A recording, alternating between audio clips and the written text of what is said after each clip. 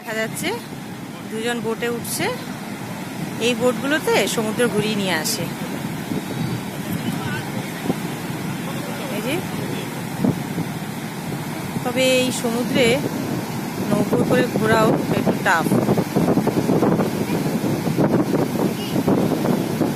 এখন জল প্রচন্ড বেশি উঠে গেছে। যে ছেলেটা উঠেছে, মেয়েটা উঠতে পারছে না। যাই হোক, উঠে যাবে মনে হয়।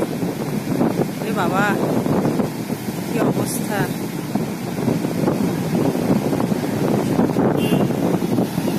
এই যে উঠে গেছে, এরপরে দূরে নিয়ে যাচ্ছে। ওই যে বাবা, কি অবস্থা!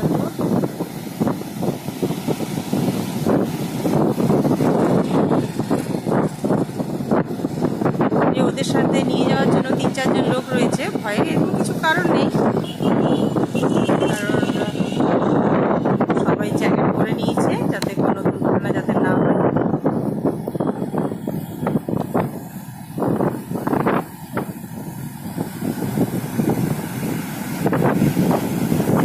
এবার এই যে চলে যাচ্ছে, ধীরে ধীরে ভেতরের দিকে যাচ্ছে। এ বাবা,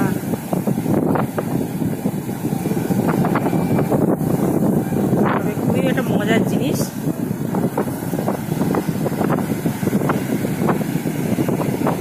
আপনারা কে কে এরকম বোটে চেপেছেন কমেন্ট করে জানাবেন। আমার তো দেখতে খুব ভালো লাগছে, চড়তে হয়তো পারবো না। দেখে অনেকটা দূরে চলে গেল, দেখুন আপনাদের দেখাতে পাচ্ছি কি না। চলুন সঙ্গে থাকুন, পরে কি আছে দেখতে থাকি। সবাই বলে সমুদ্রে নাকি এই বালির উপরে রাম নাম লিখলে এই নামটা উঠে যায় না। দেখি কি হয়।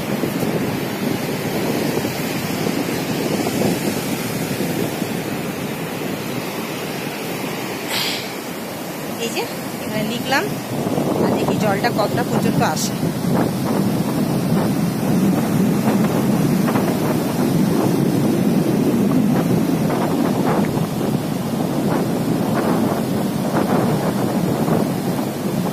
না, বুঝলো না, এতটা পর্যন্ত আসেনি।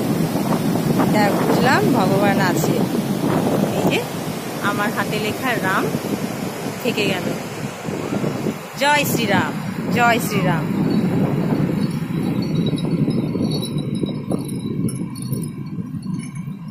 ঘোড়া চলে যাচ্ছে।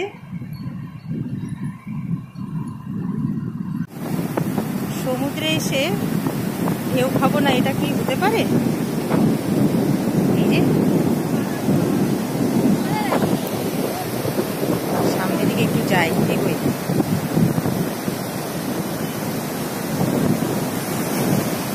এই যে জলটা ধেয়ে আসছে।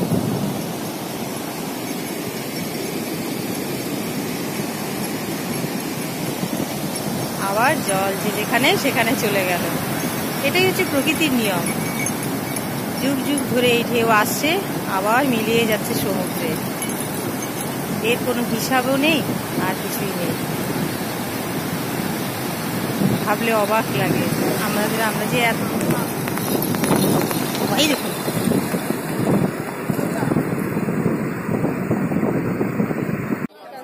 দীঘায় আসবো আবার মাছের বাজার আসবো না, তা তো হয় না। এই যে দেখুন বিভিন্ন ধরনের মাছ, এই যে বিভিন্ন ধরনের মাছ রয়েছে, ঠিক আছে? চিংড়ি থেকে শুরু করে ইলিশ, যে বড় বড় ইলিশ রয়েছে, পমফ্রেট, আর এইদিকে রয়েছে কাঁকড়া, বড় বড় কাঁকড়া রয়েছে।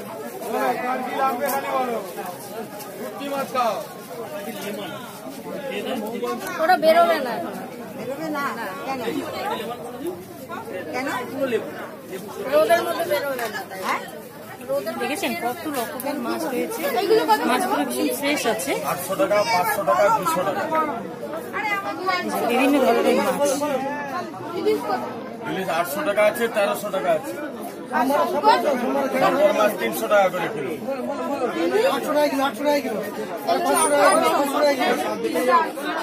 এদিকে সমুদ্র আর পাশে নৌকা দাঁড়ানো রয়েছে, এগুলোতে করে মাছ ধরতে যায় এরা। আর এই যে এখানে মাছ ধরা জাল রয়েছে,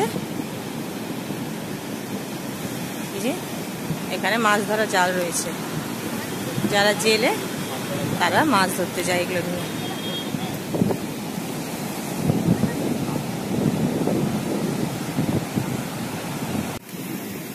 সমুদ্রে এসে ডাব খাবো না, এটা তো হয় না, তাই হাতে নিয়ে নিয়েছি একটা বড় সাইজের ডাব।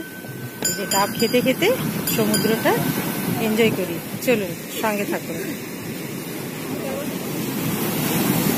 হাতে ডাব আর এই দিয়ে সমুদ্র, কেমন লাগছে বলুন তো।